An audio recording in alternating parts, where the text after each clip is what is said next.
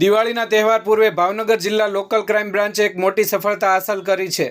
ગુપ્ત બાતમીના આધારે કોબડી ટોલનાકા નજીક મારુતિ સુઝુકી અર્ટિગા કારમાંથી ભારતીય બનાવટનો ઇંગ્લિશ દારૂ ભરેલો જથ્થો ઝડપાયો છે। પોલીસે કુલ ₹6,12,360ના મુદ્દામાલ સાથે એક આરોપીની ધરપકડ કરી આગળની કાર્યવાહી હાથ ધરી છે। ધરપકડ કરાયેલ આરોપી નટુભાઈ બાબુભાઈ મકવાણા, ઉંમર 35, રહેવાનું જૂના રાજપરા, તાલુકો તળાજા, જિલ્લો ભાવનગર। કબજે કરાયેલ મુદ્દામાલ royal Stag super whisky 750 ml નંગ 36, કિંમત ₹46,800। London pride premium whisky 750 ml નંગ 48, કિંમત ₹52,800। London pride premium whisky 180 ml નંગ 788, કિંમત ₹2,12,760। મારુતિ સુઝુકી અર્ટિગા કાર, કિંમત ₹3 લાખ। કુલ જપ્ત મુદ્દામાલ કિંમત ₹6,12,360।